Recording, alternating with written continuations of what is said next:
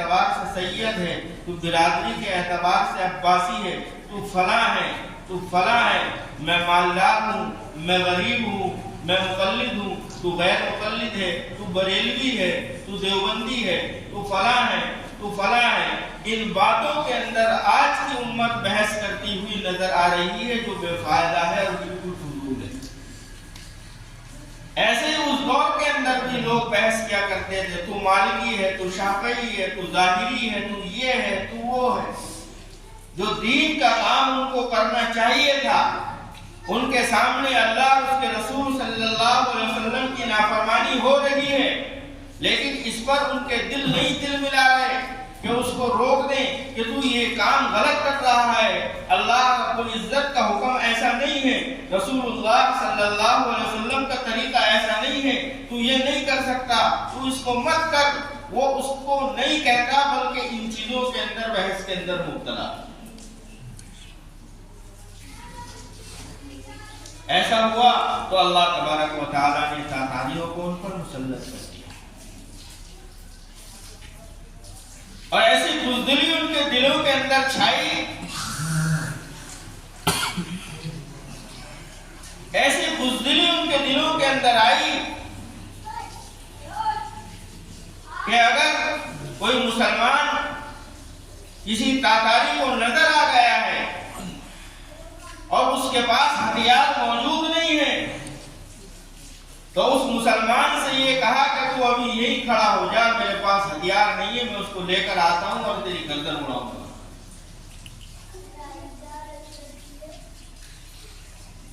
چنانچہ ہتھیار لایا اور اس کی گردن میں اس کے اندر اتنی بھی ہمت نہیں کہ وہ اپنی جگہ سے ہٹ جائے، چلا جائے، یا کہیں اور کو جا کر جو ہے چھپ جائے، اتنی بھی ہمت اس کے پاس نہیں۔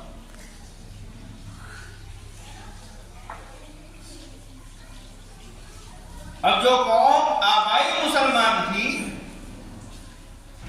جس کے باپ دادا قرآن کریم کو سمجھنے والے، ان کی تعلیمات پر عمل کرنے والے تھے، ان کی ذریت نے، ان کی اولاد نے قرآن کریم کے احکامات کو پس پش ڈال دیا اور غیر ضروری باتوں کے اندر ملوث ہو گئے۔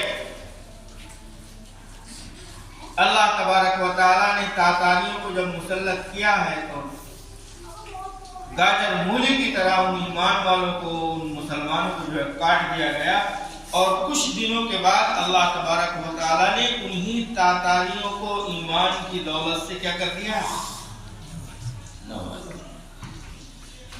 یہ مثال ہمارے سامنے موجود ہے کہ جب ہم اللہ رب العزت کے احکامات کو توڑیں گے، اللہ کے رسول صلی اللہ علیہ وسلم کے طریقے کو چھوڑ کر زندگی گزاریں گے،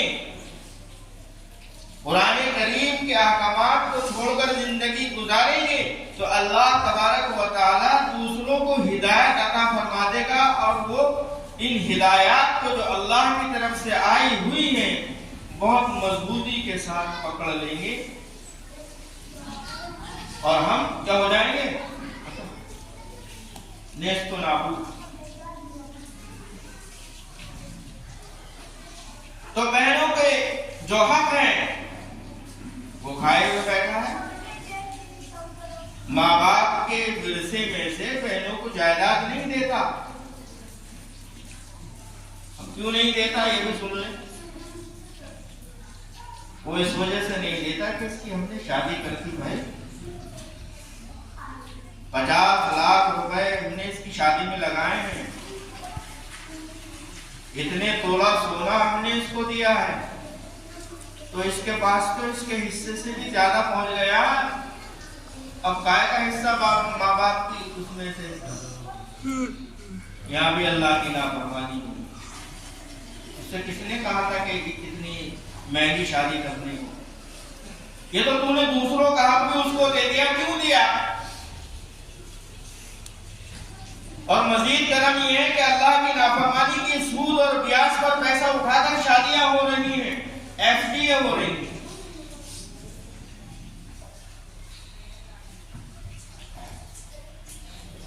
اور اس بچی کو یہ بھی نہیں پتا کہ اگر میرے پاس 20 تولہ سونا آ گیا، 30 تولہ سونا میرے پاس آ گیا، اللہ کا حکم اب میرے لیے اس کے اندر کیا ہے؟ اتر جاتا ہے اس کو زکات نہ دی ہو۔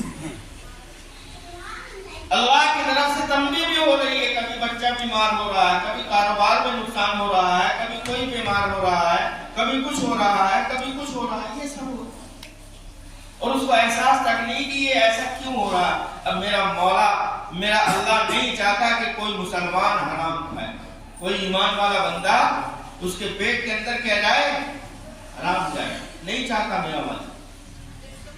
یہ چیز ایک علیحدہ ہے تو اس نے اللہ رب العزت کے احکامات پر عمل نہیں کیا، وہ اس کا اور اللہ کا معاملہ ہے۔ لیکن پھر بھی جا کر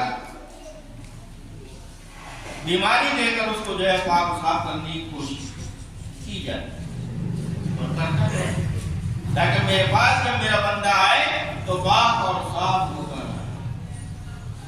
تو کیا کرتے ہیں 50,000 کی شادی کرتے تو اللہ کا حکم ہی نہیں۔ ماں باپ اگر زندہ ہیں، کسی بیٹی کو اگر 50 لاکھ کا سونا دیا ہے تو لازمی ہے باپ کے اوپر کہ دوسری بیٹیوں کو بھی 50 لاکھ کا سونا، یہ لازمی ہے، یہ مفتی سے معلوم کر لینا ہے۔